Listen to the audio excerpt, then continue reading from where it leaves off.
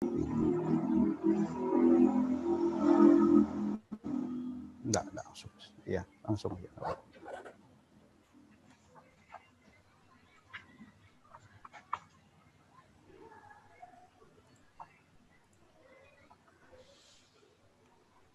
Bandis.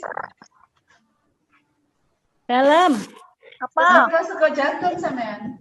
Kenapa nang sekolahan? WFH. Oh, WFA ya wes, meneng ae. Tak pikir arep mangan sego jagung. Tak masak dhewe ae wis. Engko gak ono boloe mek awak dhewe wong loro engko. Bingung ya. Iya. Ya wis. Iklat makan tok. Baik Bapak Ibu, kita mulai kegiatan hari ini. Assalamualaikum warahmatullahi wabarakatuh. Waalaikumsalam warahmatullahi wabarakatuh. Selamat pagi Bapak Ibu dan salam sejahtera bagi kita semua. Ucap syukur Alhamdulillah pada hari ini dengan diiringi rasa bahagia sehingga kita masih diberi kesempatan untuk mengikuti kegiatan Diklat Online sebagai lanjutan kegiatan kemarin dalam keadaan sehat walafiat. Dan kami juga mendoakan bagi Bapak Ibu yang belum bisa ikut berpartisipasi dalam kegiatan hari ini karena sakit atau berhalangan kegiatan yang lain, kami mendoakan bagi yang sakit segera diberi kesembuhan oleh Allah Subhanahu wa taala Tuhan Yang Maha Esa, dan bagi yang berhalangan hadir karena sesuatu hal semoga dilancarkan segala urusannya. Amin. Dan tak lupa kami mengucapkan terima kasih bagi Bapak Ibu yang sudah meluangkan waktu untuk berpartisipasi dan hadir dalam kegiatan Diklat Online pada hari ini. Bapak Ibu peserta Diklat Online yang berbahagia, kegiatan Diklat Online edisi kedua hari ini akan menyampaikan domain tema materi tentang perangkat pembelajaran semester genap tahun pelajaran 2020-2021, serta nanti dilanjut dengan mengelola kelas online dengan Google Class. Dan hari ini tim kurikulum beserta inisiator yaitu Bapak Anton Hartono selaku Wakakurikulum SMK Negeri 1 Probolinggo. Tak lupa juga mengucapkan terima kasih Bapak Ibu. Semoga nanti Bapak Ibu diberikan kemudahan dan kelancaran dan bisa mengambil manfaat dalam kegiatan di hari ini. Dan selanjutnya kami menyerahkan waktu ke Pak Anton Hartono sebagai pemateri hari ini untuk menyampaikan paparan materinya. Silakan Pak Anton. Baik, terima kasih Bu Neni. Selamat pagi untuk Bapak Ibu semua. Bismillahirrahmanirrahim. Alhamdulillahirrabbilalamin. Rabbi shrah li sadri wa yassir li amri wahlul 'uqdatam min lisani yafqahu qawli. Yang saya hormati rekan-rekan tim kurikulum, yang saya hormati Bapak Ibu guru SMK Negeri 1 Probolinggo, yang saya hormati Ibu Kepala Sekolah SMK Negeri 1 Probolinggo yang kebetulan sampai saat ini masih belum hadir di tengah-tengah kita. Tapi karena waktu sudah menunjukkan pukul 8 Bapak Ibu, kita bisa mulai dulu, nanti Bu KS bisa menyusul. Puji syukur kehadirat Allah Subhanahu wa taala, pada kesempatan pagi hari ini kita masih diberi nikmat sehat, nikmat kuat dan sempat sehingga kita bisa hadir di kegiatan Diklat Kurikulum terkait dengan hari kedua ya, terkait dengan perangkat pembelajaran dan pengelolaan kelas daring menggunakan Google Class. Bapak Ibu, ada sebelum kita mulai ucapan duka mendalam kita sampaikan bersama-sama, atau saya pribadi menyampaikan duka yang mendalam pada Ibu Ida Marhen untuk musibah yang menimpa beliau ya, musibah yang bisa menimpa siapa saja ditinggal ayah handanya tadi malam karena sakit. Jadi beberapa waktu yang lalu ya, jauh-jauh hari itu kan kecelakaan sampai ke Solo ya, dirawat di Solo, kemudian sehat, dan tadi beberapa hari yang lalu masuk rumah sakit, kemudian tadi malam harus meninggalkan Bu Ida, keluarga, dan kita semua. Mudah-mudahan Bu Ida beserta keluarga yang ditinggal diberi ketabahan dan selalu istiqomah mendoakan. Bapak Ibu yang saya hormati, saya coba share screen dulu.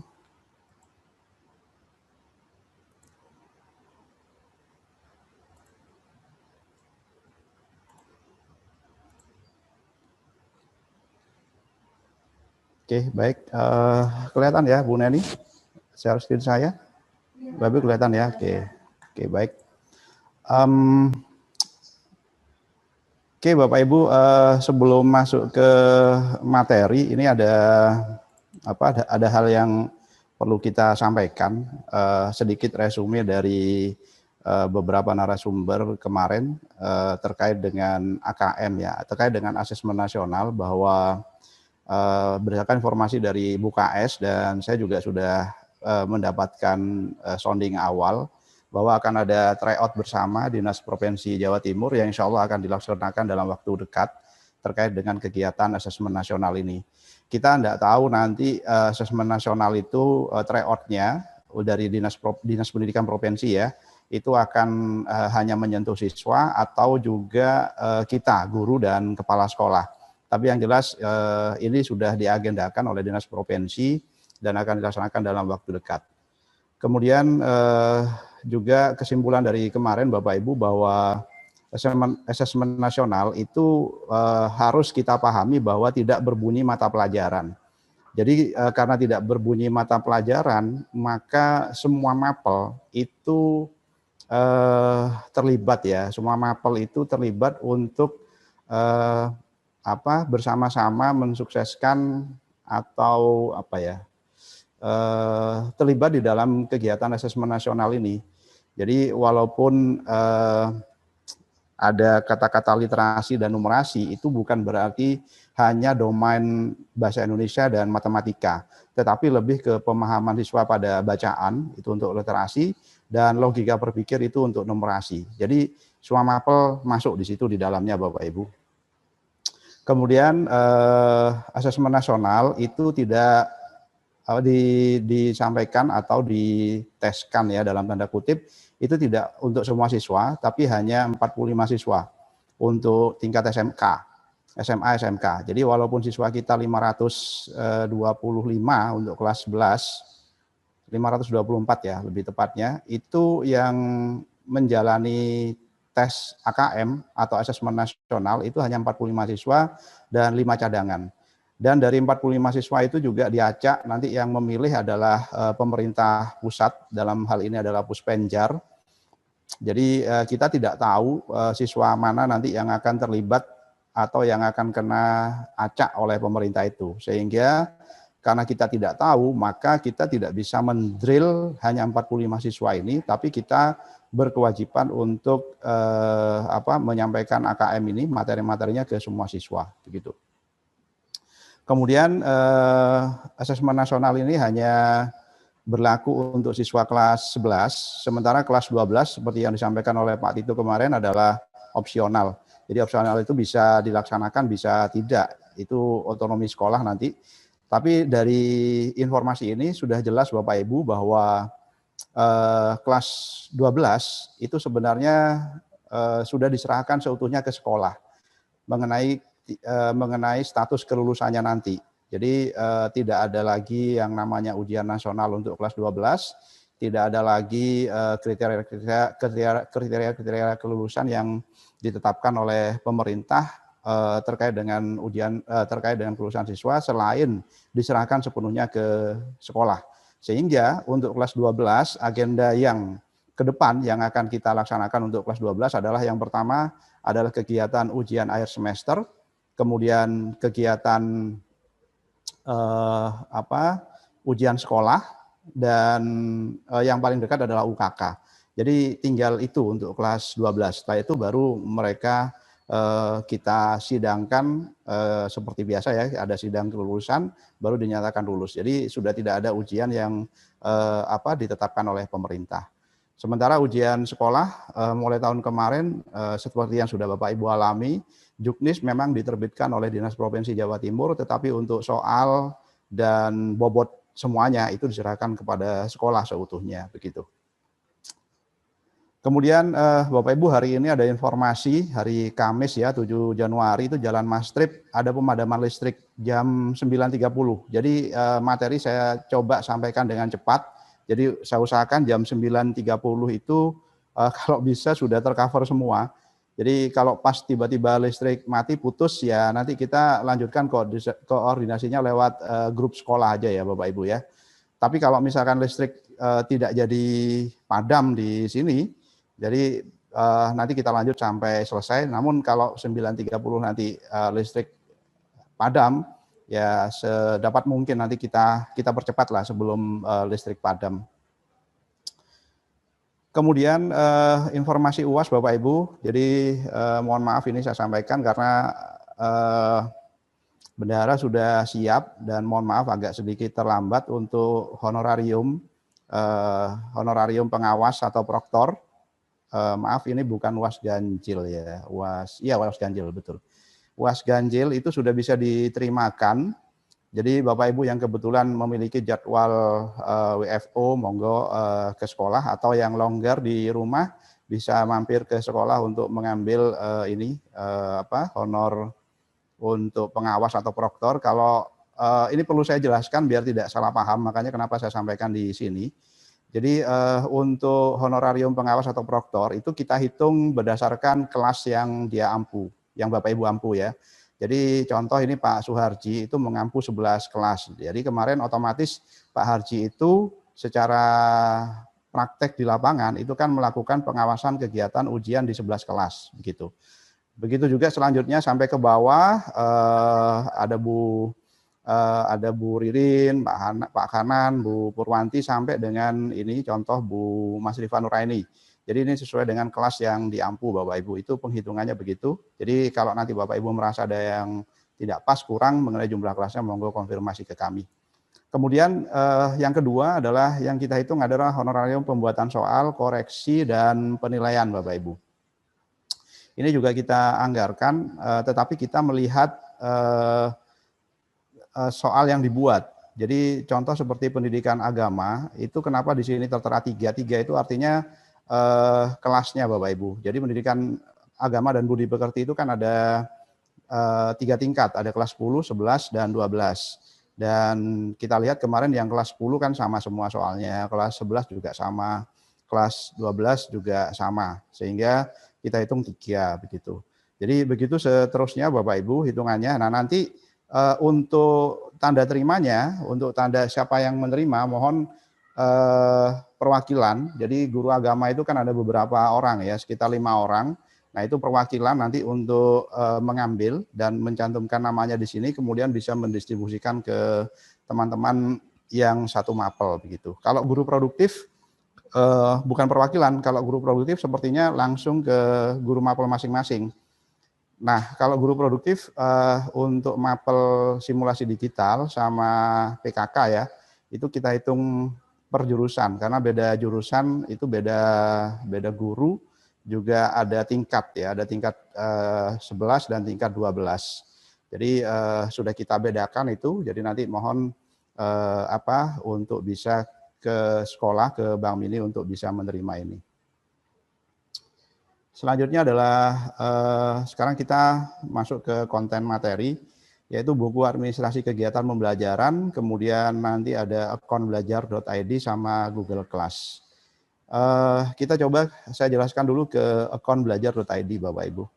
Jadi sejak Januari awal ini, tepatnya sih Desember akhir kemarin, itu pemerintah memberikan kita bonus atau anggaplah bonus, itu memberikan kita akun namanya belajar.id. Jadi belajar.id ini sama dengan kita diberi oleh pemerintah itu akunnya Gmail Bapak Ibu. Jadi kalau Bapak Ibu sudah punya alamat email, misalkan anton@gmail.com, nah belajar.id itu sama. Ini ibaratnya gmail.com begitu. Cuman domainnya belajar.id. Nah, kenapa saya anggap sama? Karena ketika Bapak Ibu sudah nanti mengaktifkan belajar.id, itu sama dengan Bapak Ibu memiliki akunnya Gmail. Jadi bisa bikin Google Class, bisa bikin Google Form, bisa bikin Google presentasi, bisa bikin Google Doc, nah dan macam-macam. Nah, kalau Bapak Ibu bertanya, kalau memang sudah sama dengan Gmail, kenapa kok masih ada belajar.id? Nah, perbedaannya adalah kalau Gmail yang selama ini Bapak Ibu pakai, ya Bapak Ibu pakai, itu untuk drive, untuk penyimpanan, ya dengan segala fasilitas yang ada di Google itu, di Gmailnya Bapak Ibu, itu maksimal hanya 15 GB Bapak Ibu. Jadi kalau Bapak Ibu perhatikan, ada beberapa Bapak Ibu yang pernah komplain ke saya, itu mau laporan KBM daring tidak bisa. Nah ternyata setelah ditelusuri, itu Google Drive-nya penuh. Ya karena memang dibatasi 15 GB. Jadi kalau ada beberapa siswa mengumpulkan file besar-besar gitu kan cepat penuh tuh 15 GB. Nah, bedanya dengan belajar.id walaupun sama-sama Gmail, nah oleh Google kita diberi space unlimited. Jadi Google Drive-nya tidak ada batas penuh Bapak Ibu. Jadi semua bisa disimpan di sini Bapak Ibu. Jadi G Drive yang kita terima dengan belajar.id ini unlimited. Jadi Bapak Ibu bisa membuka kelas, bisa menyimpan file, bisa membuat dokumen, dan segala dokumen yang Bapak Ibu misalkan foto-foto kegiatan, kemudian bukti-bukti KBM, video-video, itu bisa disimpan di akunnya Drive belajar.id ini tanpa ada batasan kapasitas. Jadi istilahnya unlimited. Nah makanya kenapa ini perlu saya kenalkan, karena ini adalah fasilitas yang harus Bapak Ibu gunakan, karena eman-eman kalau tidak digunakan. Karena kalau kita simpan semuanya di Drive, Bapak Ibu, insya Allah, ini kan punya Google ya, insya Allah kita tidak akan pernah kesulitan. Jadi misal suatu saat laptop kita rusak, atau suatu saat kita jalan-jalan ke suatu tempat tidak membawa laptop, hanya membawa HP, kemudian disuruh mengumpulkan misal perangkat gitu, jadi Bapak Ibu tidak perlu buka laptop karena filenya ada di laptop. Jadi kalau sudah disimpan di drive-nya belajar.id, ya Bapak Ibu tinggal share link-nya aja untuk mengumpulkan yang diminta itu, begitu. Jadi itulah hebatnya kalau kita memanfaatkan penyimpanan yang berbasis cloud atau drive. Kemudian nanti juga akan kami jelaskan mengenai Google Class, Bapak Ibu. Google Class yang saya maksud di sini tentu agak sedikit berbeda dengan yang sudah Bapak Ibu lakukan. Kalau selama ini Bapak Ibu Google Class yang sudah dilakukan itu adalah Google Class personal. Jadi personal itu dalam artian bahwa Bapak Ibu membuka kelas, kemudian mengundang siswa, kemudian Bapak Ibu mengolah kelas itu sebagai Bapak Ibu pribadi gitu ya. Jadi apapun yang Bapak Ibu lakukan di situ yang kontrol hanya Bapak Ibu dan siswa. Jadi wali kelas, kemudian ketua jurusan, dan kita juga di kurikulum termasuk kepala sekolah, itu tidak bisa tahu aktivitas Bapak Ibu di situ apa gitu. Nah, Google Class yang akan saya jelaskan sekarang itu kita upgrade satu level ke atas. Jadi kita inginnya Google Class yang Bapak Ibu buka itu sedikit ada kontrol dari wali kelas gitu. Nah, bagaimana itu dilakukan nanti kita akan jelaskan. Oke, baik, sekarang kita ke ini Bapak Ibu, ke buku administrasi kegiatan pembelajaran. Jadi satu semester berjalan kemarin di semester ganjil, tentu kita sudah mengalami sendiri bahwa ketika ada proses monitoring KBM, baik dari guru penilai maupun dari kepala sekolah, itu saya mendengar ada dari guru penilai itu menyampaikan bahwa RPP-nya teman-teman itu formatnya macam-macam, gitu ya. Ini kan sekolah besar, sekolah bagus ya SMK 1, kenapa kok tidak ada format khusus dari sekolah gitu yang istilahnya bisa sama begitu. Nah, dari masukan-masukan seperti itu akhirnya kita coba merumuskan sebuah format buku administrasi guru yang mudah-mudahan bisa Bapak Ibu implementasikan dan gunakan sehingga nanti buku administrasi kegiatan pembelajaran untuk SMK Negeri 1 itu bisa seragam. Seragam maksudnya formatnya ya Bapak Ibu, tapi kalau konten dan isinya itu nggak boleh seragam, karena beda mapel kan juga harus beda konten begitu ya. Mapel yang sama pun diajar oleh dua guru berbeda ya bisa beda konten juga begitu. Hanya formatnya aja yang kita samakan begitu. Nah, hari ini kita akan sosialisasikan itu supaya nanti kita memiliki format yang sama begitu ya.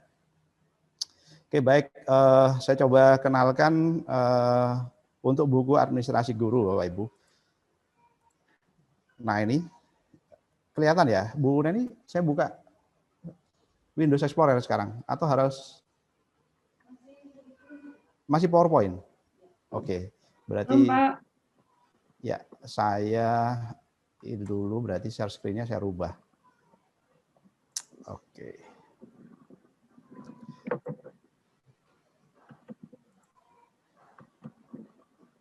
Nah, oke. Oke Bapak Ibu, teknisnya karena nanti mungkin kita akan berhadapan dengan listrik padam ya. Saya mungkin tidak sampai selesai menjelaskan. Nanti yang jelas ini akan saya share, nanti akan saya bagi linknya di grup sekolah. Nah kemudian di ini sambil saya menjelaskan kalau ada Bapak Ibu yang dalam tanda kutip misalkan tidak berkenan atau ada hal yang perlu disampaikan terkait dengan format dan konten misalkan, langsung aja interupsi Bapak Ibu, enggak apa-apa. Jadi sambil jalan gitu. Jadi enggak nunggu di akhir penjelasan kemudian ditanyakan atau diinterupsi. Tapi di tengah jalan ketika saya sampaikan, kemudian ada yang Bapak Ibu tidak berkenan atau kurang serg, monggo langsung disampaikan, langsung kita edit. Sehingga nanti ketika di akhir sesi yang kemudian harus kita share dan kita gunakan, itu sudah merupakan kesepakatan bersama. Begitu Bapak Ibu. Oke, kita tahu bahwa sejak K13 ya, itu ada istilah namanya guru itu disuruh membuat buku kerja gitu. Jadi di buku kerja itu kalau saya lihat di referensinya itu ada 4 Bapak Ibu. Ada buku kerja 1, ada buku kerja 2, ada buku kerja 3, sama ada buku kerja 4. Nah kalau saya baca-baca memang versinya macam-macam. Isi dari buku kerja 1, buku kerja 2, buku kerja 3, sama buku kerja 4 itu isinya macam-macam. Namun saya tetap harus melangkah bahwa isi dari setiap buku kerja itu kan harus dibuat. Jadi walaupun macam-macam, makanya saya bilang nanti kalau misalkan ada yang tidak berkenan langsung diinterupsi saja, nanti bisa kita tambahkan. Baik, ini buku kerja yang nanti akan saya share ke Bapak Ibu. Yang pertama nanti yang harus dilihat adalah log dokumen dulu Bapak Ibu. Ini ada log dokumen. Nah di log dokumen ini kalau ini saya buka, nah saya di sini memberikan aturan dulu supaya sama. Jadi formatnya biar sama nanti ketika Bapak Ibu melakukan proses pencetakan. Yang pertama adalah kertas yang digunakan itu nanti kita menggunakan kertas A4. Nah kalau Bapak Ibu bisa menyediakan yang 80 gram itu eksklusif nanti. Kelihatan ketebalan kertasnya dan pencetakannya lebih sip gitu. Tapi 70 gram juga sudah oke ya. Nah ini sepertinya di Sarpras sekolah itu ada A4 70 gram di sini yang disediakan oleh sekolah. Itu bisa Bapak Ibu manfaatkan. Kemudian untuk margin Bapak Ibu, margin kita tahu bahwa di halaman Microsoft Word atau editor teks itu ada ini ya, ada desain layout halaman. Jadi desain layout halaman itu dibedakan menjadi 2, ada potret itu berdiri, kemudian ada landscape. Kalau landscape itu tidur. Nah, kalau potret itu marginnya, itu margin atas 20, margin kanan 20, margin kiri 30, margin bawah 20. Itu maksudnya kan margin kiri kenapa 30 nanti karena akan ada penjilitan ya. Karena tidak sama antara atas, kanan dan bawah dengan kiri karena di sebelah kiri nanti akan kita lakukan penjilitan. Makanya agak dibesarkan angkanya. Kemudian yang untuk landscape itu yang 30 adalah yang atas. Karena nanti yang akan kita jilid adalah ketika disatukan dengan halaman yang potret itu yang di bagian atas sehingga kedudukan posisi dokumennya itu menjadi sejajar begitu ya. Kemudian untuk font yang kita gunakan Bapak Ibu itu adalah font Arial. Ya, font Arial, kemudian ukurannya adalah 11 PT ya. Spasinya 0,5. Sorry, 1,5.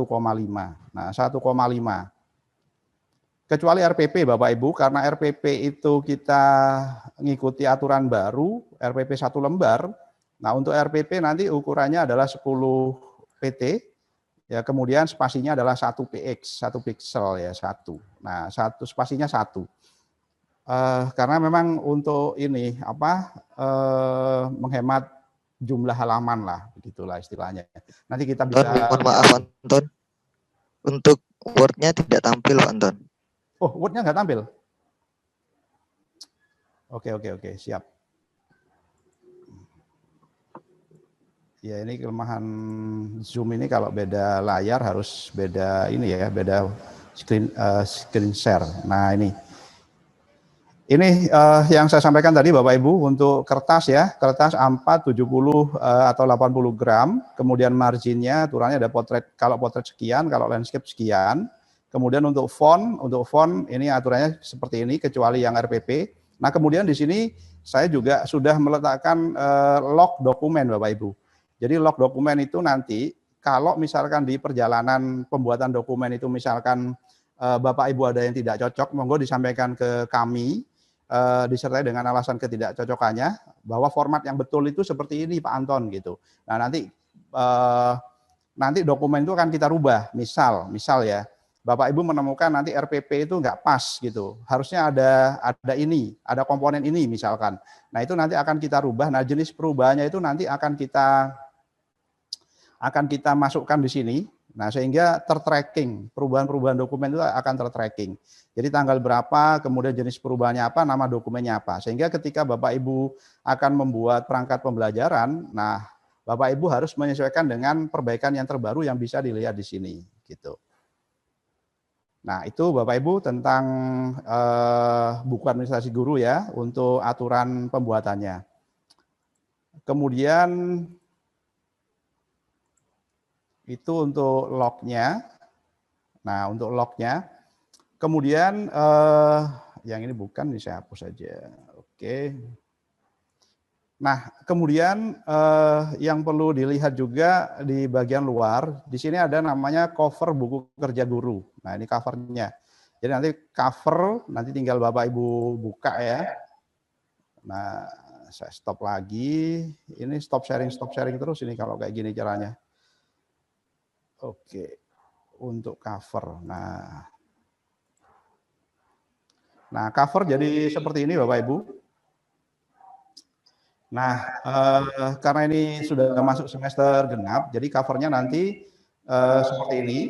Jadi Bapak Ibu nanti tinggal menambahkan nama, kemudian NIP. Jadi kalau yang sudah PNS silahkan dicantumkan NIP, kemudian yang masih belum PNS silahkan NIK aja, menggunakan NIK dimasukkan di sini, kemudian semesternya ditulis semester genap. Jadi monggo kalau nanti Bapak Ibu ingin menggunakan standar semester 2 atau semester 1 silahkan ya. Tapi disepakati sementara menggunakan semester genap aja karena tahun pelajaran itu kan sudah kita letakkan di sini, tinggal semesternya semester genap atau semester ganjil begitu. Ini untuk cover. Kemudian selanjutnya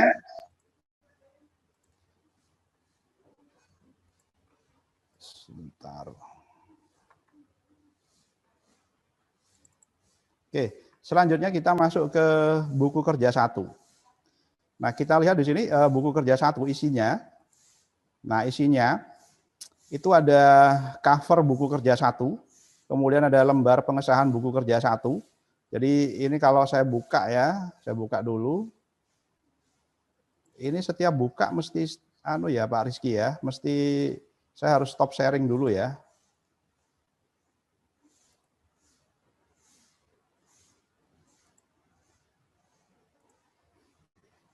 Nah, ini cover untuk buku kerja guru 1 Bapak Ibu.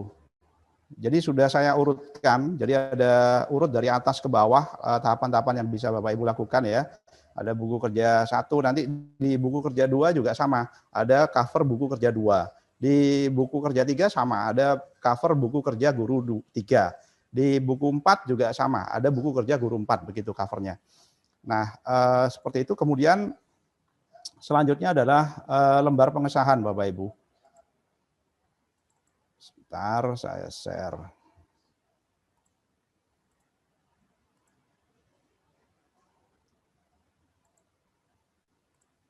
Nah, oke, ini. Di yang kedua adalah setelah cover itu nanti ada lembar pengesahan. Ini adalah lembar pengesahan buku kerja guru 1. Nah, di sini Bapak Ibu tinggal menuliskan nama, kemudian ini patonik seperti tadi ya keterangannya, mata pelajaran, kelas, kemudian semester genap, tahun pelajarannya 2020-2021.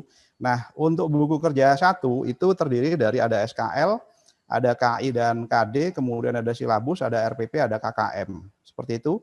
Kemudian untuk tanggalnya nanti kita sepakati ya, nanti kita bahas untuk tanggalnya. Idealnya memang buku kerja guru itu kan dibuat di awal semester. Jadi kalau di awal semester nanti kita sepakati 4 Januari 2021. Nah, kemudian di lembar persetujuan ini, nah nanti yang bertanda tangan di sini ada saya sebagai wakakurikulum, kemudian ada kepala sekolah, dan nanti mengetahui pengawas pembina sekolah yaitu Bapak Agus Sunyoto MPD.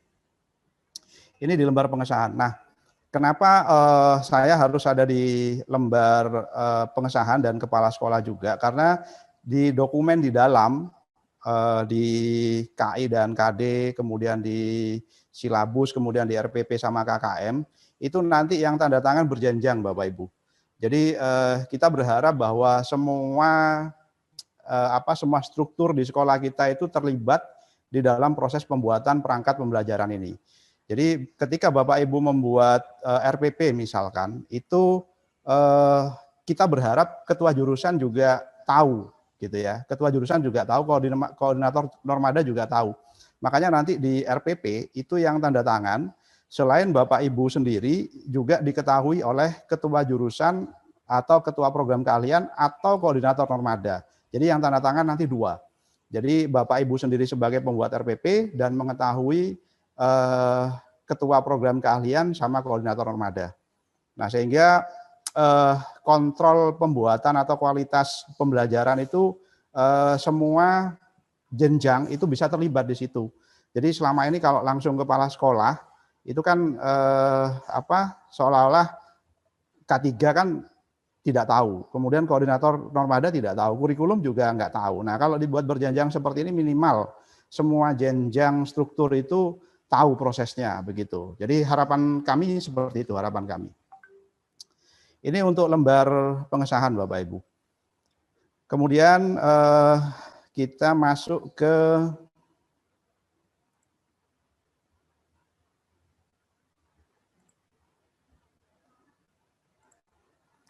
ini ya, jadi ada setelah lembar pengesahan ada pembatas analisis SKL. Jadi dokumen kedua di buku kerja 1 itu kan ada dokumen namanya analisis SKL. Nah, di setiap dokumen itu sudah saya siapkan pembatas ininya. Ada pembatas pembatas dokumen ya. Jadi setiap menuju ke dokumen itu ada pembatasnya. Nah, nanti tergantung kreativitas Bapak Ibu sendiri apakah pembatas itu mau dicetak dengan kertas yang berbeda warna dengan biasanya kan kalau dokumen biasa itu dicetak dengan kertas putih. Nah, kalau pembatasnya itu kreasi Bapak Ibu mungkin nanti akan dicetak dengan kertas warna kuning atau hijau atau merah dan sebagainya untuk pembatas itu. Cuman untuk pembatas itu sudah saya buatkan. Jadi Bapak Ibu nanti tinggal pakai. Jadi model pembatasnya nanti seperti ini Bapak Ibu. Saya bolak-balik share screen enggak apa-apa ya Bapak Ibu karena memang fasilitas Zoom itu begitu pindah yang mau di-share itu memang harus pindah ini. Harus stop dulu baru bisa melihat itunya. Nah, untuk pembatas seperti ini Bapak Ibu. Nah, jadi ini adalah pembatas dokumen untuk analisis SKL. Nanti untuk RPP sama, ada pembatas RPP. Jadi setelah pembatas ini berarti di dalamnya nanti ada RPP. Kalau silabus, ada pembatas silabus misalkan, berarti setelah ini di dalamnya ada silabus gitu. Sehingga memudahkan Bapak Ibu ketika nanti di tengah jalan atau di berjalannya KBM ingin melihat dokumen itu, atau nanti pada saat pengesahan pengawas dan kepala sekolah kan juga bisa tahu bahwa kalau ada pembatas ini berarti di dalamnya nanti ada dokumen ini, begitu, seperti itu. Kemudian kita coba ke selanjutnya adalah SKL. Nah, ini SKL ini kalau saya buat formatnya seperti ini Bapak Ibu. Jadi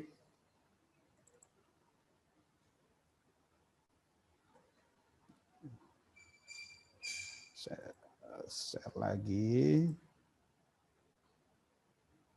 Nah, analisis SKL. Nah, analisis SKL seperti ini. Jadi nanti setiap Bapak Ibu harus membuat analisis keterkaitan antara SKL, KI, dan KD ya, terutama KD keterampilan. Nah itu formatnya seperti ini. Jadi ini biasanya yang ini instruktur nasional atau instruktur kota nanti bisa bantu ini untuk menjelaskan secara lebih detail bagaimana membuat analisis keterkaitan antara SKL, KI, dan KD. Karena dari referensi saya yang saya lihat, buku 1, buku 2, buku 3, di buku 1 SKL itu tidak dijelaskan secara detail, itu hanya disediakan format seperti ini. Namun dari format itu bisa saya buatkan untuk Bapak Ibu. Jadi kolom 1 itu nanti isinya adalah ini. Ya, jadi di keterangan pengisian, jadi kolom 2 nanti isinya adalah ini. Jadi di kolom 3 di bagian analisis KI itu adalah isinya ini. Jadi Bapak Ibu nanti tinggal ngambil isinya itu di KI-KD nanti yang juga akan kita sertakan di buku kerja 1 gitu ya. Seperti itu. Kemudian setelah Bapak Ibu membuat analisis keterkaitan SKL seperti yang sudah saya sampaikan tadi. Nah, ini Bapak Ibu nanti tanda tangan di bagian bawah, ya, tanda tangan di bagian bawah. Kemudian di sini mengetahui K3 atau koordinator normada. Jadi kalau mapel A sama mapel B itu yang tanda tangan nanti koordinator normada. Untuk mapel C, baik C1 dan C2 itu yang tanda tangan adalah K3 atau ketua kompetensi keahlian atau Kaprofli ya. Itu tanda tangan di sini. Jadi sama-sama tahu ya bahwa mulai dari level jurusan itu sudah diketahui oleh masing-masing jenjang yang terlibat di situ. Itu untuk SKL. Kemudian untuk contohnya sudah ada, nanti kita share juga. Untuk contohnya saya cuma mengenalkan formatnya aja dulu Bapak Ibu. Kemudian yang kedua adalah ini KIKD. Jadi seperti yang saya katakan tadi, ini ada pembatas KIKD, kemudian untuk KIKD-nya, nah ini saya buka, kemudian coba saya share ke Bapak Ibu. Untuk KIKD, tentu saya tidak bisa meletakkan semuanya di folder ini, nah sehingga ini saya sertakan link. Jadi kalau Bapak Ibu buka tadi filenya di KIKD, di nomor 2B itu, ya ini ada link untuk download KIKD. Kalau KIKD Bapak Ibu tinggal, itu sudah disediakan ya oleh pemerintah, tinggal di-download, kemudian tinggal langsung cetak aja untuk KIKD. Ini sudah ada linknya di sini di drive, saya letakkan di drive, Bapak Ibu nanti tinggal download, disesuaikan dengan mapelnya masing-masing, begitu. Itu untuk KIKD, kemudian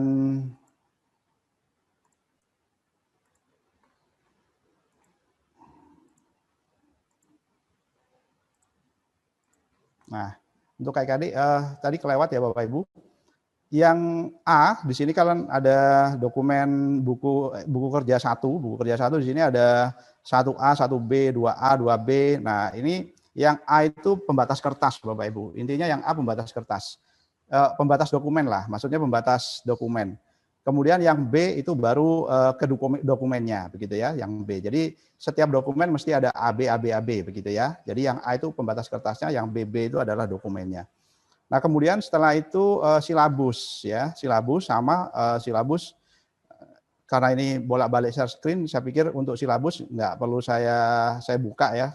Yang jelas formatnya sudah kita siapkan di sini, Bapak Ibu nanti tinggal buka, tinggal sesuaikan aja sudah silabus yang sudah Bapak Ibu miliki, tinggal masukkan aja di dokumen buku kerja 1. Kemudian RPP. Nah, ini yang perlu kita buka ini. RPP, dokumen keempat adalah RPP. Ini kalau kita buka, Bapak Ibu ya, saya buka. Nah, RPP kita sudah harus menggunakan RPP 1 lembar, Bapak Ibu. RPP 1 lembar dulu sudah dikasih pengantar, dulu pernah kita workshop di semester ganjil itu, Pak Tito sudah menyampaikan materinya, kemudian referensi mengenai RPP 1 lembar tentu Bapak Ibu sudah pernah tahu ya. Nah, ini coba saya samakan formatnya seperti ini Bapak Ibu.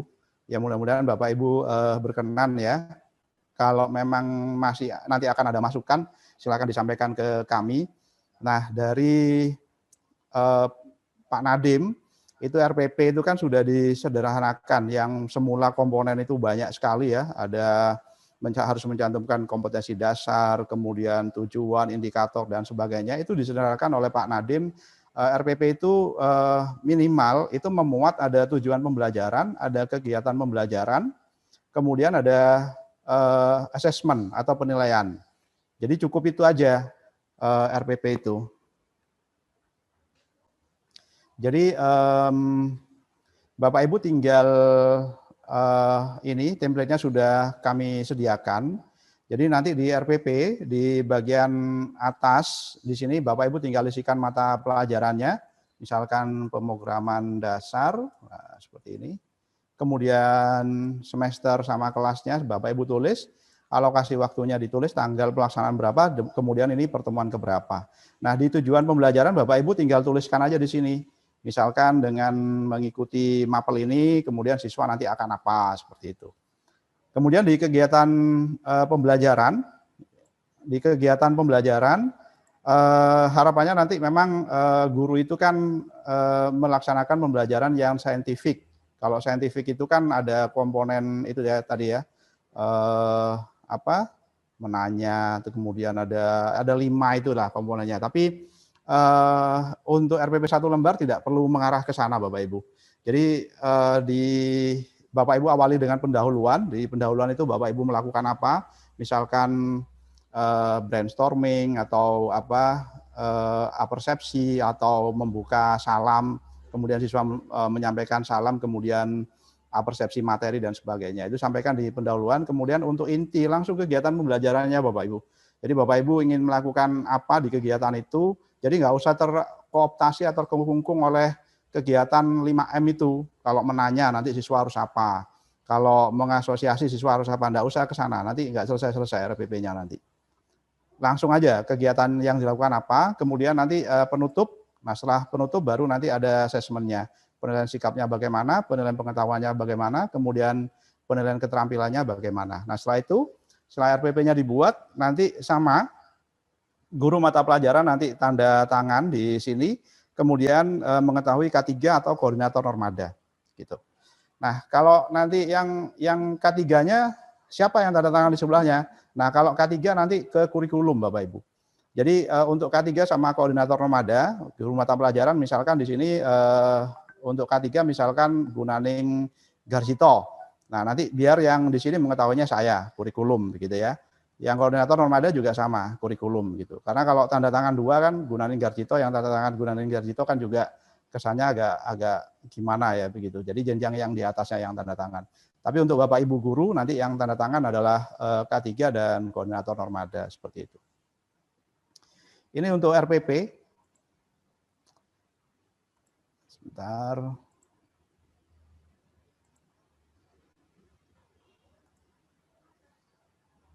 Oh gitu, oke.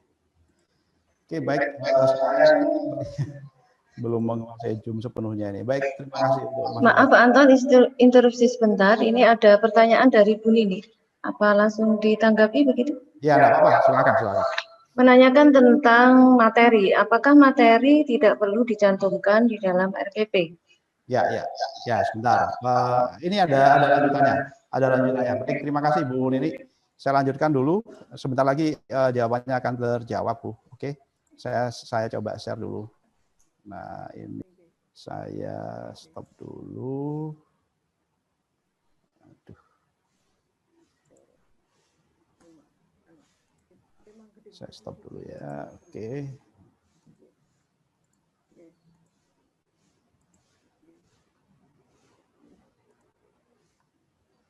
Oke, baik. Ada cara ternyata tidak keluar masuk Bapak Ibu. Terima kasih Pak Rizky untuk masukannya. Baik, untuk RPP, jadi ini ada contoh Bapak Ibu ya. Ada contoh yang sudah saya buat. Jadi dibuat simpel aja Bapak Ibu. Jadi untuk RPP seperti yang saya sampaikan tadi untuk mata pelajaran, jadi pemrograman dasar kelasnya 10 semester 2 ya, atau semester genap lah, semester genap. Nah, seperti ini. Kemudian alokasi waktu 6 jam pelajaran, 45 menit. Ini sebenarnya per pertemuan itu 3 jam pelajaran, tapi karena untuk materi yang akan saya sampaikan di pertemuan 1 dan pertemuan ini itu dilaksanakan di pertemuan 1 dan 2, berarti saya tulis 6 jam begitu ya di sini. Kemudian materi ini itu nanti akan saya laksanakan di tanggal 4 sampai tanggal 11 karena 2 kali pertemuan begitu Bapak Ibu. Kemudian untuk tujuan pembelajaran silahkan diketikkan di sini. Ya, diketikkan di samping ini, tinggal ketik aja Bapak Ibu. Kemudian kegiatan pembelajarannya sama. Nah, baru di pendahuluan seperti ini. Jadi langsung aja, kalau nanti Bapak Ibu mengalokasikan di sini 2 kali pertemuan, ya pertemuan 1 dan 2, langsung aja di pertemuan 1 nanti Bapak Ibu melakukan apa, kemudian di pertemuan 2 Bapak Ibu melakukan apa di sini. Nah, setelah itu baru penutup. Nah, penutupnya dimasukkan di sini. Nah, baru setelah itu Bapak Ibu melakukan proses penilaian atau assessment. Jadi proses assessment atau penilaian untuk pertemuan 1 dan 2 Bapak Ibu harus menilai apa. Jadi sikap, pengetahuan sama keterampilannya seperti itu. Nah, kemudian tanda tangan, karena saya sebagai guru RPL, maka yang tanda tangan adalah K3 Rekayasa Perangkat Lunak, yaitu Bu Aning. Nanti yang mengetahui ini adalah Bu Aning. Nah, kemudian untuk materi, nanti dilampirkan Bapak Ibu. Jadi RPP, nah ini nanti ada lampirannya. Nah, silahkan di lampiran RPP dilampirkan itu materi, kemudian juga instrumen penilaiannya. Ada instrumen penilaian sikap, pengetahuan, kemudian keterampilan. Kalau Bapak Ibu memiliki job sheet ya job sheet, memiliki worksheet ya worksheet, kemudian memiliki rubrik penilaian ya rubrik penilaian, itu dilampirkan semua di situ. Ya, ini yang sifatnya mengikuti RPP. Tapi nanti kalau penilaian sifatnya untuk melakukan pengecekan ketuntasan atau melakukan proses rekap nilai, itu ada sendiri di buku kerja 3 Bapak Ibu. Ada di buku kerja 3 yang itu. Tapi yang ini sifatnya mengikuti RPP ya. Untuk penilaian ini mengikuti RPP. Jadi silakan dilampirkan sehingga RPP-nya memang 1 lembar Bapak Ibu, cuman materinya itu yang bisa berlembar-lembar begitu ya. Jadi seperti itu konsepnya. Kemudian selanjutnya setelah RPP, ini saya save aja dulu. Itu KKM. Nah, untuk KKM ini seperti yang sudah saya sampaikan di rapat-rapat sebelumnya, bahwa SMK itu kan sudah tidak kenal KKM. Di era POT sendiri Bapak Ibu sudah lihat bahwa KKM itu nggak ada, yang ada itu adalah SKM. Jadi kalau SKM mapel A, B, dan beberapa C1 itu 60, kemudian untuk SKM mapel C1, C2 itu 65. Namun karena itu terlalu kecil bagi kita, maka kita tetap harus membuat KKM.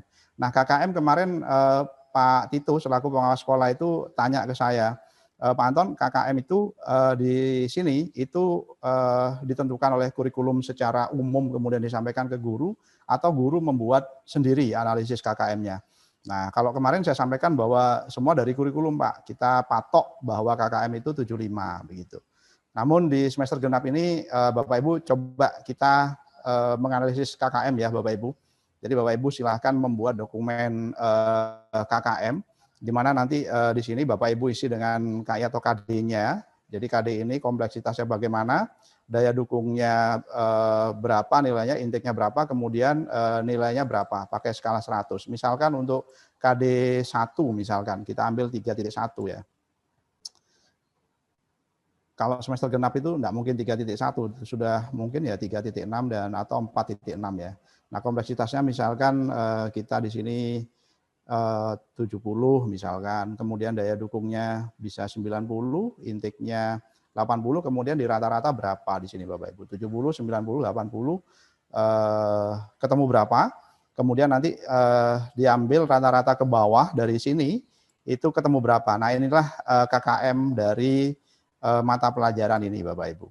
Nah nanti dari sini, nah minimal ini menjadi dokumen pegangan Bapak Ibu bahwa Bapak Ibu memiliki kontrak dengan sekolah bahwa untuk mapel Bapak Ibu di semester ini memiliki KKM ini. Walaupun nanti pada prakteknya kita memiliki SKM atau memiliki KKM yang sudah ditentukan oleh sekolah sekian, begitu ya.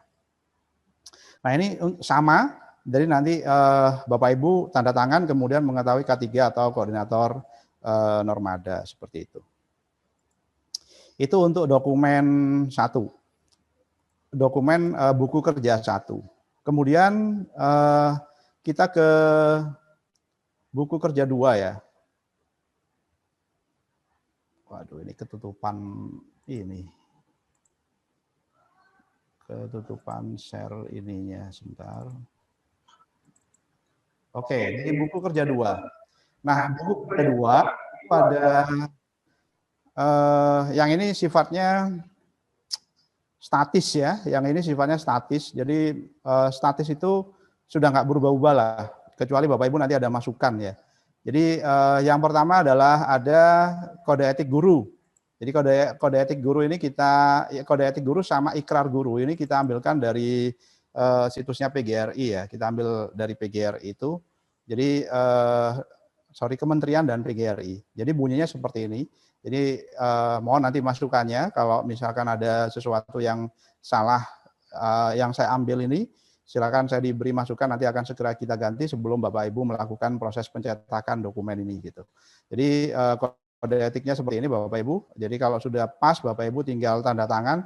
Nah ini tidak perlu mengetahui, ini kan komitmen Bapak Ibu sendiri bahwa dengan kode etik ini Bapak Ibu sudah tahu ini, kemudian Bapak Ibu tanda tangan gitu. Kemudian selanjutnya ikrar guru. Nah ini ada ikrar guru. Nah ikrar guru seperti ini ya. Jadi sama. Jadi Bapak Ibu nanti tinggal baca, cetak, setuju, langsung tanda tangan. Jadi ini menunjukkan bahwa Bapak Ibu tahu bahwa guru Indonesia itu memiliki ikrar seperti ini, begitu. Selanjutnya ada tata tertib. Nah ini tata tertib ini yang kita sesuaikan dengan kebutuhan sekolah, gitu. Walaupun secara umum itu ada, tapi tetap kita sesuaikan dengan kebutuhan sekolah. Nah, ini Waka Ketenagaan nanti bisa menambahkan mungkin atau kalau sudah dianggap cukup nanti kita baca bersama, misalkan guru hadir di sekolah 15 menit sebelum proses KBM. Kemudian mengisi daftar hadir yang terdasarkan baik manual maupun fingerprint atau face print ya ini ya, atau face print. Seperti itu, kemudian guru memahami dan melaksanakan tupoksi, lah macam-macam lah di sini Bapak Ibu ya. Nanti dibuka, dibaca sendiri. Kalau Bapak Ibu sudah setuju, baru Bapak Ibu nanti tanda tangan. Ini sebagai tanda kita punya komitmen yang sama, begitu ya. Selanjutnya adalah di dokumen buku kerja 2 itu ada pembiasaan guru. Nah ini juga sama. Ini juga kita sesuaikan dengan kebutuhan sekolah. Jadi ada pembiasaan itu ada kegiatan rutin, ada kegiatan spontan, ada kegiatan terprogram. Kalau kegiatan rutin itu, nah kita ada kegiatan membaca Asmaul Husna sebelum kegiatan KBM, kemudian menyanyikan lagu Indonesia Raya, teks Pancasila, kemudian berdoa sebelum kegiatan, sholat zuhur berjamaah dan sebagainya. Kalau kegiatan spontanitas, ya ini membiasakan 3S, senyum, sapa, salam. Jadi setiap ketemu siapapun, ini kan kegiatan spontan ini. Jadi walaupun Bapak Ibu mungkin lagi merasa perasaan tidak nyaman ya, monggo ini dibiasakan 3S itu. Kemudian membiasakan antri, membiasakan menghargai pendapat orang lain. Kemudian juga ada kegiatan terprogram. Terprogram itu diantaranya ada kegiatan tengah semester, akhir semester, ada kelas meeting, memperingati hari besar nasional, dan lain sebagainya. Kemudian ada kegiatan keteladanan, diantaranya adalah berpakaian rapi, datang tepat waktu, kemudian membiasakan rajin membaca dan berbahasa dengan baik, bersikap ramah, kemudian tetap berada di sekolah meskipun tidak ada jam mengajar. Nah, kemudian setelah Bapak Ibu membaca ini, Bapak Ibu setuju, monggo ditandatangani, kemudian dicetak, ditandatangani, kemudian dijadikan satu dengan yang lain di buku kerja 2. Kemudian selanjutnya adalah kalender akademik. Nah, ini untuk kalender akademik memang beda Bapak Ibu ya. Ini dokumennya nggak sama, jadi fontnya juga nggak sama. Jadi untuk kalender akademik ini saya buatnya gambar ini, saya capture. Jadi makanya akhirnya batas kiri, batas kanannya nggak sama. Jadi khusus untuk kalender akademik sama RPP itu khusus, memang nggak sama. Nah, untuk kalender akademik itu tidak berbunyi semester genap, tapi 1 semester. Sehingga di sini saya tulis 13 Juli 2020 mulainya. Jadi memang agak ini ya, sudah lama ini harusnya. Nah, ini ada agenda-agenda yang sifatnya umum. Ada libur hari besar, kemudian ada libur hari besar, libur umum, kemudian ada libur semester, itu sudah ada di kalender akademik ini. Kemudian ada yang sifatnya agenda sekolah. Kalau agenda sekolah itu seperti yang sudah kita laksanakan kemarin, 1 sampai 11 Desember itu ada UAS semester ganjil, kemudian 16-18 itu ada cetak rapot, dan selanjutnya. Nah, kita sekarang di semester genap, itu nanti 25 Januari, ini Bapak Ibu, 25 Januari itu Humas, itu ada kegiatan PKL ya, ada kegiatan PKL kelas 11. Nah, ini hati-hati karena kegiatan PKL itu kan minimal materi sudah selesai semua, atau kalau tidak selesai berarti blended. Ada yang ketika PKL juga Bapak Ibu menyampaikan materi begitu. Dan rencananya memang PKL tanggal 25 Januari itu tidak dilaksanakan serentak semua jurusan karena ada beberapa DUDI yang menolak. Tapi untuk jurusan tertentu sepertinya akan ada yang berangkat tanggal 25 Januari ini. Kemudian untuk Februari insya Allah nanti ada kegiatan UKK kelas 12 Bapak Ibu. Karena memang tanggalnya sampai saat ini belum turun ya Juknis maupun Juklaknya dari Ditp SMK. Jadi saya masih mengalokasikan ini Februari, cuman tanggalnya kapan itu tidak tahu, sehingga dari sini ya kelihatan Bapak Ibu bahwa kelas 12 itu sepertinya harus dikebut Januari atau Februari awal itu materi juga sudah harus tersampaikan semua. Nah, kalau Bapak Ibu ya memang kondisinya sekarang tidak ideal, makanya nanti di kegiatan buku 3, di buku 2, di bagian prota sama promes, nanti Bapak Ibu bisa memetakan KD-KD yang bisa disampaikan ke anak-anak dan KD-KD yang mungkin Bapak Ibu tidak dianggap tidak perlu dalam tanda kutip ya, karena kondisi seperti ini gitu, sehingga diutamakan KD-KD yang memang esensial seperti itu. Selanjutnya bulan Maret itu ada kegiatan UAS kelas 12. Jadi Maret sudah UAS Bapak Ibu, jadi ujian akhir semester untuk kelas 12. Kemudian April, ya mungkin di akhir-akhir Maret atau awal-awal April, kita akan melaksanakan ujian sekolah untuk kelas 12 ya. Ujian sekolah, kemudian Mei itu sudah ada pengumuman kelulusan kelas 12. Yang besar kan yang mana? Kemudian untuk kelas 10 dan 11 itu rencana kita nanti ada UAS semester genap. Jadi 24 Mei ini 24 Mei untuk kelas 10 dan 11 itu nanti akan ada kegiatan UAS semester genap. Kemudian 16 dan 17 Juni itu nanti akan ada pembagian rapot kenaikan kelas untuk siswa-siswa kita. Nah, ini untuk kalender pendidikan, karena kalender pendidikan itu sifatnya adalah paket dari sekolah, maka nanti yang tanda tangan cukup kepala sekolah gitu. Walaupun secara umum kalender pendidikannya 2, setelah juga ada guru yang bersangkutan. Sebagai guru yang bersangkutan itu setuju bahwa ini loh kalendernya saya sudah tahu dan sudah tahu begitu. Namun cukup kepala sekolah nanti guru kan ini kan dokumen guru. Jadi ketika dia jadi satu bundle kemudian disahkan di depan oleh kepala sekolah dan pengawas ya sudah, berarti sama-sama tahu begitu Bapak Ibu. Kemudian itu kalender akademik, setelah itu alokasi rincian pekan efektif. Nah ini tolong saya juga dibantu koreksi. Nah kalau ini rincian pekan efektif ini sudah saya buat. Nah itu berdasarkan kalender akademik tadi. Jadi kalau semester 1 enggak usah kita bahas, sudah selesai. Nah kita menuju ke semester 2. Nah tentu ini penting bagi Bapak Ibu karena ini terkait dengan proses pemberian materi. Jadi jangan sampai Bapak Ibu merasa nanti waktunya sudah habis, tapi materinya masih banyak, gitu. Atau Bapak Ibu merasa sebaliknya materinya masih banyak, waktunya sudah habis, nah, gitu. Jadi berarti Bapak Ibu nggak perhatian ke pembuatan pekan efektif dan pekan tidak efektif ini, gitu. Nah, kalau ada ini kan Bapak Ibu nanti bisa tahu, oh materi saya sekian banyaknya KD-nya. Kemudian nanti akan saya berikan ke siswa sekian pertemuan. Nah, tinggal dicari. Nah, kalau misalkan ada yang mungkin kebanyakan dari materinya daripada jumlah pertemuannya, berarti ada materi-materi yang dijadikan satu dalam beberapa materi dijadikan satu dalam satu pertemuan. Jadi seperti itu konsep dari pembuatan pekan rincian efektif dan tidak efektif ini Bapak Ibu. Ini sama, jadi nanti ditandatangani oleh guru mata pelajaran dan kajur atau koordinator normada. Ini kita buat 13 Juli karena juga ada semester satunya Bapak Ibu. Jadi silahkan nanti sama-sama dianalisis, kalau memang nanti ini ada yang salah monggo dikoreksi begitu ya. Seperti itu. Kemudian selanjutnya adalah Prota atau program tahunan.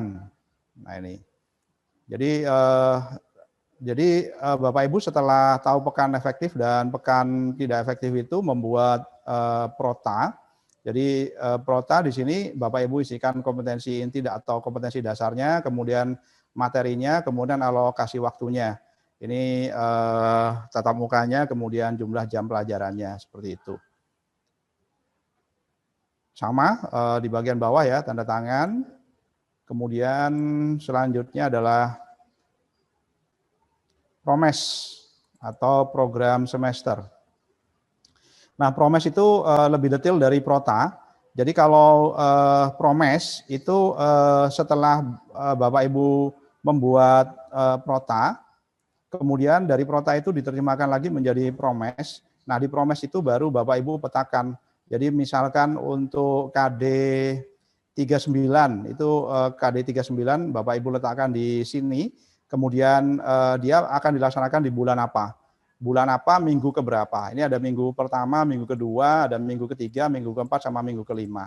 Nah, jadi harapannya kalau Bapak Ibu bisa membuat ini, itu nanti materi yang Bapak Ibu rencanakan bisa dengan betul terimplementasi atau terlaksanakan sesuai dengan jadwal yang sudah dimiliki begitu. Harapannya sih seperti itu harapannya. Oke, di bagian bawah sama ya tanda tangannya Bapak Ibu. Nah, itu untuk buku kerja 2. Sekarang ke buku kerja 3. Mohon maaf Pak Anton, nyelani sebentar. Ya. Sebelum berlanjut ke buku kerja 3, ini terkait dengan buku kerja 1, masih pertanyaan dari Bu Nini. Di RPP, di situ dalam kop RPP, apakah tidak perlu dicantumkan judul materi pada pertemuan pembelajaran itu? Terima kasih. Ya, enggak apa-apa Bu, monggo. Jadi kalau memang disepakati nanti ada judul materi, kita masukkan judul materinya. Ya memang sepertinya kelihatan kelihatan janggal ini. Nah, kalau kita lihat RPP-nya kok langsung nang tujuan gitu ya. Ada langsung tujuan materinya opo kan gitu. Sorry kok buka KKM. Oke, di RPP ini ya. Atau langsung contoh aja lah. Yang contoh aja. Nah, ini.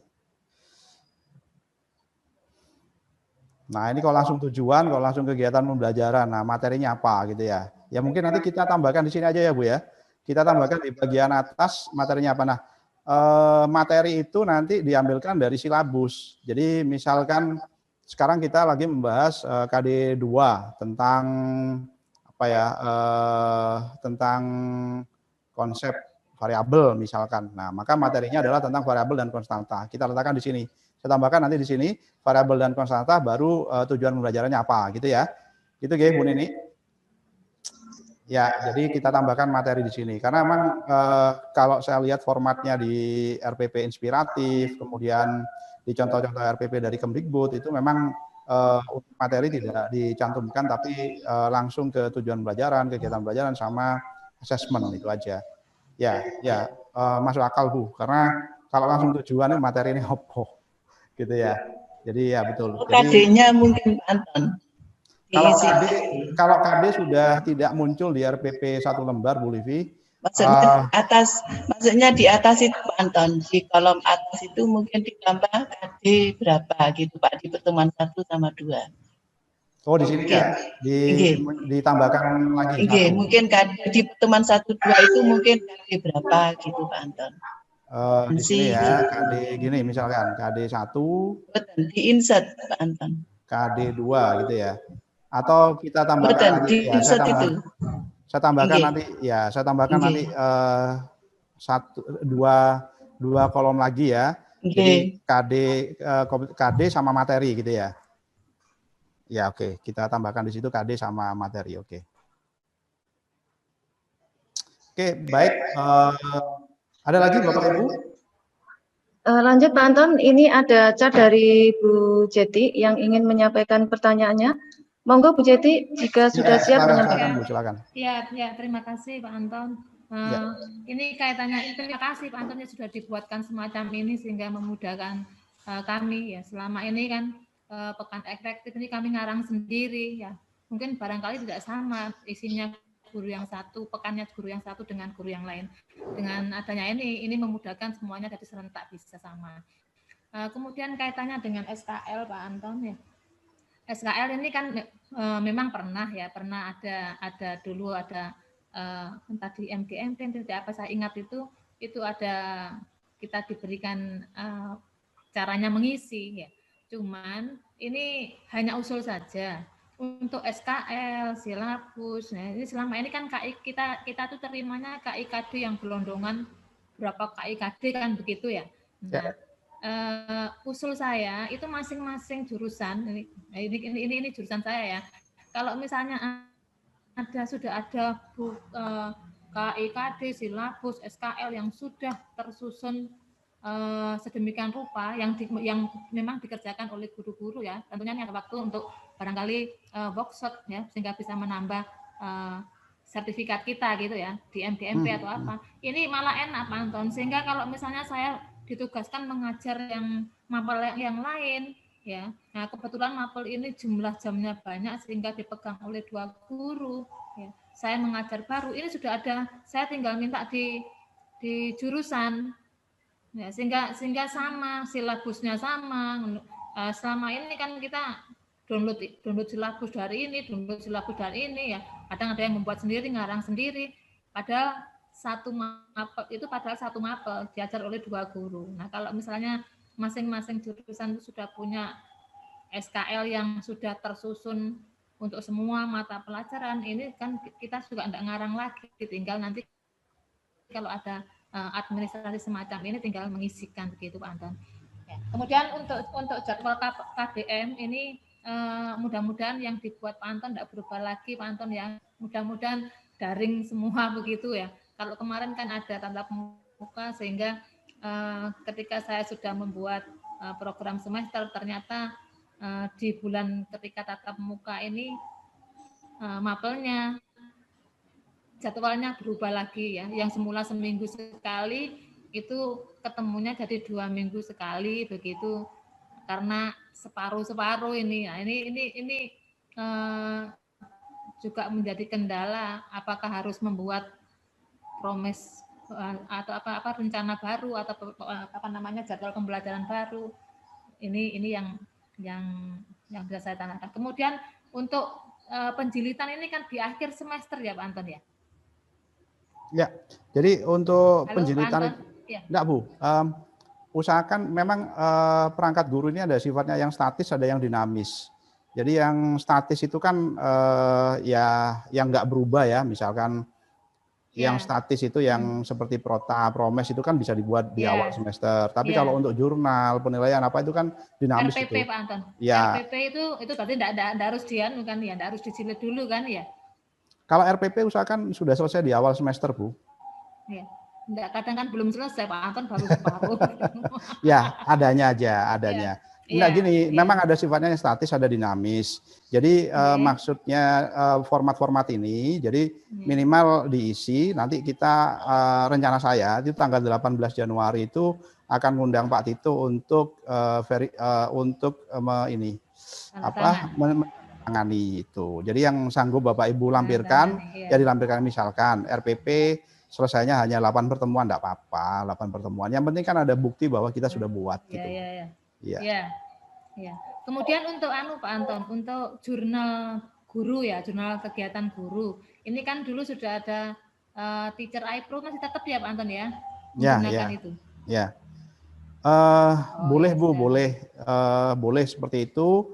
Tapi di buku kerja ketiga nanti ada jurnal guru, bisa disesuaikan, enggak apa-apa. Nanti formatnya aja yang di buku 3 itu dicetak. Tapi nanti dilampiri Teacher ID Pro itu, enggak apa-apa. Artinya jurnal itu kan enggak baku, harus ada format tertentu. Jadi yang penting jurnal itu kan sebenarnya tujuannya adalah untuk memudahkan guru, mengingatkan kembali guru yang lupa. Jadi kemarin materinya sudah apa, sudah sampai di mana kan gitu. Soalnya di Teacher iPro kan enak Pak Anton ya, lengkap, sudah ada absen, lengkap, sudah ada betul, nilai. Betul. Jadi saya pakai itu enak. Betul, dilampiri aja Bu, nggak apa-apa, dilampirkan aja. Formatnya tetap seperti ini yang kita buat di buku kerja ini, tapi nanti itu di screenshot atau dicetak, dilampirkan, nggak apa-apa. Iya, terima kasih Pak Anton. Ya. Kemudian untuk jadwal tadi dari Bu Yeti, ini ya Bu, mudah-mudahan tidak ada perubahan lagi karena memang buku kerja guru ini ideal kalau dilaksanakan pada kondisi ideal. Tapi kalau kondisi seperti ini sepertinya susah karena berubah-ubah. Nanti planningnya BUKS kan ini masih KBM daring. Nah nanti kalau sudah ada lampu merah, lampu hijau dari Dinas Provinsi, Capdin sama kepala daerah setempat, boleh dilaksanakan KBM tatap muka, ya berubah lagi pasti Bu. Karena RPP daring sama RPP tatap muka kan mesti beda itu. Ya, jadi idealnya memang ini digunakan pada saat KBM normal. Nah, anggaplah ini KBM tidak normal, jadi adanya dulu dibuat. Soal nanti ada perubahan di tengah jalan dan sebagainya ya sambil jalan begitu. Ya. Jadwal kenapa berubah-ubah karena memang Bu, konsepnya itu. Waduh, ini untungnya saya ada aplikasi untuk bikin jadwal. Kalau enggak kewalahan. Memang satu ada teman yang kemarin diklat, kemudian ada mohon maaf ya Pak Budi meninggal. Itu sehingga di tengah jalan kalau pakai aplikasi itu Bu, begitu berubah ya berubah semua harinya gitu. Enggak bisa parsial saya blok di ini aja yang berubah, enggak bisa gitu. Karena itu juga melibatkan guru normada yang mana guru normada itu ada di semua ini gitu, ada di semua jurusan gitu. Kemudian selanjutnya Bu Yeti tadi, ya saya setuju Bu. Jadi SKL, KI, KD itu sebenarnya dulu janjinya pemerintah itu kan sudah gelondongan dari sana. Jadi kita sudah tidak perlu diribetkan untuk nyusun silabus lagi untuk ini. Nah ini konsepnya gini aja. Jadi yang penting kopnya sekolah aja. Jadi Bapak Ibu yang sudah punya, yang sudah ada silabus KI, KD itu aja digunakan. Tapi saya minta tolong nanti biar sama. Ini di sini ya Bapak Ibu ada, ini contoh ya, ada pembatas ini ya. Ini tolong diambil aja kopnya, jadi kop suratnya ini. Nah ini double klik di bagian atas ini ya Bapak Ibu. Ini double klik aja bagian atas. Nah ini ada kopnya, ini di copy aja. Nah di copy ini. Nah nanti SKL atau KI, KD yang Bapak Ibu sudah punya di teman-teman. Misalkan hari ini semester ini ngajar PKK, ternyata besok ngajar mapel lain gitu. Nah, butuh silabus dan sebagainya. Nah, kopnya ini diinikan aja, dipindah aja ke dipindah aja ke SKL, KIKD yang sudah dimiliki oleh teman-teman atau yang sudah pernah ada, gitu aja. Yang penting ada status bahwa itu memang milik SMK 1. Kalau dulu kan kopnya itu kop masih kop utuh gitu ya. Jadi saya formatnya jadi ribet. Iya. Jadi contoh untuk ini pembatas silabus, saya silabusnya aja. Nah, kalau dulu kan kop aja sudah memakan tempat kalau dulu. Jadi saya lihat kopnya dulu kan logonya provinsi, kemudian ada Dinas Pendidikan SMA Negeri 1 di sini, kemudian di sini kopnya sekolah. Nah, ini simpel aja saya buat sekarang. Jadi kopnya cukup seperti ini. Sehingga kalau dicetak itu tidak terlalu banyak makan tempat, Bapak Ibu. Iya. Jadi kayak gitu aja. Memang idealnya Bu Yati kalau semua teman-teman sudah pernah buat, kemudian kita tinggal pindah mapel, mengajar mapel yang sudah pernah diajarkan oleh teman kita, ya tinggal ini sebenarnya sharing. Nah makanya kenapa saat ini saya minta semua ada tanda tangan ketua jurusan. Sehingga ketua jurusan itu harus memiliki database bahwa mapel ini sudah ada silabusnya, mapel ini sudah ada RPP-nya, mapel ini sudah ada analisis KIKD, sudah ada semua, sehingga nanti ketika Kajur itu harus merombak susunan mapel yang harus diajar oleh guru-guru di jurusannya, itu dia sudah punya database-nya gitu loh. Seperti itu. Ya, maksud saya dibukukan gitu di jurusan itu sehingga memudahkan guru juga gitu.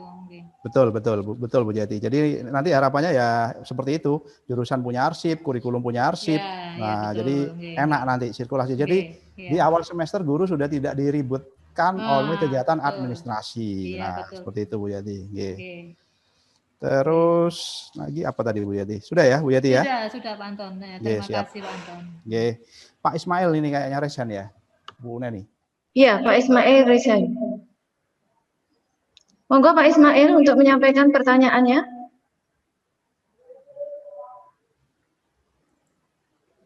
Pak Ismail. Kepecet ya mungkin. Oke, ini ada sebelum Pak Ismail menyampaikan pertanyaannya, masih kita tunggu. Ada chat pertanyaan dari Bu Kinaseh, Pak Anton, terkait dengan adanya guru pengganti pada saat ada guru yang semapel mengikuti deklat, tugas deklat. Apakah guru pengganti ini juga diwajibkan membuat RPP baru? Nah, ini enaknya begini. Kalau administrasi sudah dibuat di awal, ya di awal Bapak Ibu, jadi guru pengganti itu ya tinggal melanjutkan atau menggunakan RPP dari guru yang digantikan itu. Jadi maksudnya kalau administrasi ini sudah dibuat di awal, enaknya begitu Bapak Ibu. Nah sementara kan kalau RPP atau perangkat guru ini tidak ada, nah guru penggantinya kan kelabakan. Ini sudah materinya sampai di mana, apalagi yang digantikan tidak kooperatif misalkan. Karena sudah ada surat tugas dari sekolah, ya udah enggak kooperatif, yang penting guru pengganti itu jalan gitu. Nah ini kan ribet. Nah kalau misalkan nanti di jurusan ada arsipnya, di kurikulum ada arsipnya, nah sehingga guru pengganti itu tinggal melanjutkan dari guru yang digantikan. Jadi nggak perlu membuat RPP lagi Bu, nggak perlu. Nah itu satu. Yang kedua, kalau pertanyaannya terkait dengan guru pengganti, apakah perlu buat? Enggak perlu. Saya kalau hemat saya enggak perlu. Jadi guru pengganti kan sifatnya temporary, kecuali guru pengganti permanen. Jadi permanen itu dalam artian di awal, misalkan di tengah semester ada guru yang mutasi, misalkan dimutasi kemana sehingga guru itu kosong, kemudian digantikan oleh guru yang lain. Nah baru itu harus nyusun RPP sendiri. Ya RPP-nya guru yang mutasi itu mungkin diadopsi, diganti namanya gitu ya, seperti itu. Tapi kalau temporary, misalkan guru yang diklat yang hanya diklatnya 2 minggu misalkan atau 1 bulan, ya tinggal RPP yang sudah dibuat oleh guru yang digantikan itu aja yang dipakai. Jadi nggak perlu nyusun RPP lagi. Karena apa? Karena dikenaikan pangkat atau di proses apa ya, guru pengganti itu kan nggak ada poin Bu. Jadi kalau itu diribetkan juga oleh administrasi dan sebagainya harus bikin ini, ya cukup laporan aja bahwa sudah melaksanakan tugas, itu kan udah cukup sebenarnya. Ya, gimana Bu Kin? Ya, lanjut ini pertanyaan Pak Aji Dharma, Resen. Silakan Pak Aji, pertanyaannya. Ya, Pak Aji. Baik, terima kasih. Oke, jadi begini Pak Anton, pertanyaan pertama tadi. Haming Pak Haji. Siap. Sebentar, Pak Hari, minta tolong mic-nya dimatikan dulu. Oke. Jadi begini Pak Anton, tadi saya sempat mendengar bahwa tanggal 18 nanti akan mengundang Pak Dito untuk memverifikasi perangkat yang akan kita buat. Kemudian tadi juga saya dengar antara ada RPP daring dan RPP untuk pembelajaran normal. Nah, untuk yang tanggal 18 ini, apakah RPP yang kita buat ini RPP daring atau yang normal? Itu yang pertama. Yang kedua, ini permintaan pribadi saya, karena saya pakai Microsoft Office tahun 2007, Anton, memang ketinggalan zaman sih. Saya minta tolong nanti formatnya bisa dirubah tidak ke 97/2003. Gitu aja. Terima kasih Pak Anton. Ya, baik Pak Haji, terima kasih untuk pertanyaannya. Jadi RPP nanti yang dibuat apakah RPP daring atau RPP? Nah ini yang kalau kemarin saya sounding dengan Bu KS, kalau bisa RPP daring yang dibuat, karena karena kita kondisinya kan memang pandemi, kebanyakan daring. Jadi RPP daring aja sepertinya Pak Haji yang dibuat. Kalau Bapak Ibu sudah terlanjur membuat RPP yang tatap muka, ya enggak apa-apa juga lah. Yang penting kan sudah dibuat dan formatnya sudah sesuai dengan format sekolah gitu ya. Itu untuk RPP Pak Haji. Dan tanggal 18 ini rencana Bapak Ibu kalau sepakat nanti kita undang tanggal 18. Kalau Bapak Ibu minta perpanjangan waktu ya perpanjang 1 minggu lagi ya nggak apa-apa. Tanggal 25 mungkin. Iya, jangan 18 lah Pak. Sekarang lu sudah tanggal berapa? Sekarang belum tanggal 11 Bu Andis. Masih tanggal 7. Itu 2 minggu lagi tanggal 18 itu. Maaf Pak Anton, mungkin saya mau Pak Wandi, videonya Mbok dinyalakan, ya. di-on-kan. Sebentar Pak Wandi, satu lagi dari Pak Haji. Tadi untuk formatnya, ya Pak Haji nanti akan kita sesuaikan formatnya ke Microsoft Word yang bisa dipakai untuk yang agak lama. Itu Pak Haji ya, untuk pertanyaan Pak Haji. Jadi yang pertama untuk RPP, diutamakan yang RPP daring aja dulu, biar tidak terlalu ribet. Kalau RPP daring kan materinya tinggal, tidak usah materinya juga tidak terlalu banyak, tinggal misalkan materinya dalam bentuk video tutorial. Jadi tinggal disampaikan aja, contoh ini lampiran RPP, saya sudah buat ya Januari.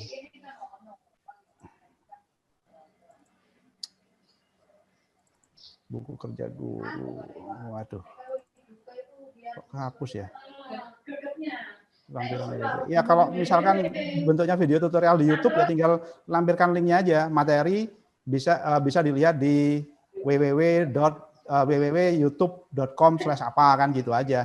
Untuk absensi bisa dilihat di Google Form, di link direct gitu aja, lebih singkat tuh kayaknya kalau daring ya. Ya Pak Wandi, silahkan Pak Wandi.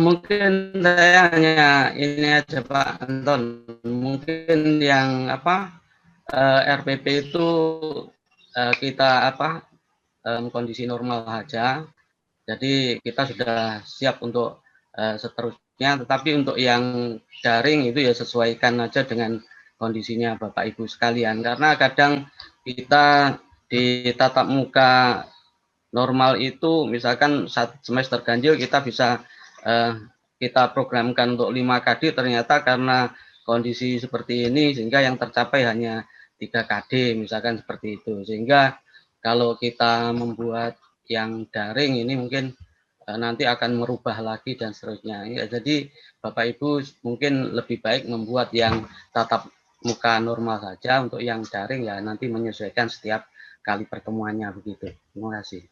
Oke, ya ide yang baik Pak Wandi. Jadi kalau Bapak Ibu membuat yang KBM tatap muka normal, berarti RPP itu nanti akan bertahan terus sampai Bapak Ibu ngajar berapa semester pun kan akan bertahan terus itu dipakai gitu loh.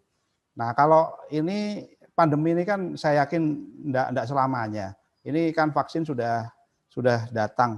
Jadi bisa jadi RPP-nya kan juga akan bertahan lama. Jadi monggo. Kalau Bu KS memang menginginkan muncul itu RPP yang RPP daring itu muncul. Tapi kalau Bapak Ibu misalkan sudah membuat RPP yang tatap muka normal, ya enggak apa-apa, silahkan Bapak Ibu. Yang jelas kalau untuk ketercapaian KD dan materi itu Pak Wandi, itu Kemendikbud sendiri sudah membuat penyederhanaan KIKD ya, yang tempo hari sudah banyak di-share di grup sekolah itu. Kemudian sekolah juga diberi kewenangan untuk bisa menyederhanakan KIKD itu. Jadi menyederhanakan bukan maksudnya kita lihat SKL-nya, kemudian KIKD yang sekiranya tidak jauh dari SKL dan bisa dilaksanakan itu dilaksanakan, yang tidak boleh tidak dilaksanakan untuk kondisi ini. Jadi betul Pak Wandi tadi bahwa kalau memang mau dibuat KBM tatap muka normal untuk RPP itu, kemudian di pelaksanaan ternyata tidak tercapai, Bapak Ibu nggak salah, gitu, nggak salah, karena kondisinya tidak memungkinkan, gitu. Ya, jadi makanya nanti di Prota Promes itu nanti kelihatan Bapak Ibu.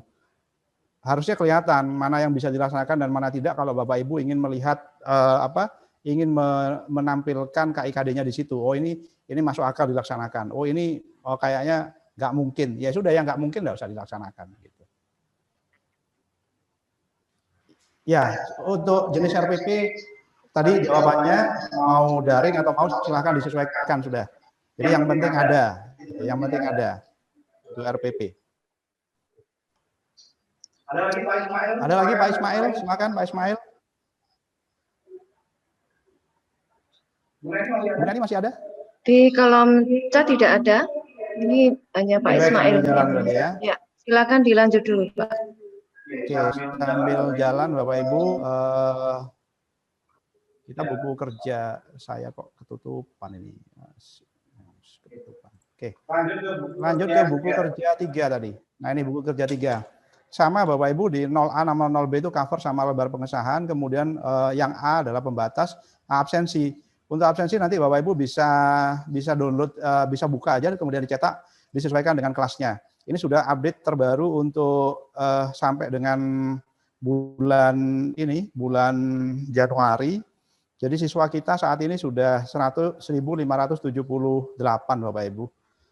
Jadi yang semula kan 1.582 itu sudah berkurang 4. Jadi sekarang 1.578, ini sudah kelas 10, silahkan nanti Bapak Ibu cetak ya untuk absensi, sesuaikan dengan kelasnya, tinggal cetak aja. Kalau Bapak Ibu ingin melihat rekapnya, itu rekapnya ada di sini, ya di tab rekap.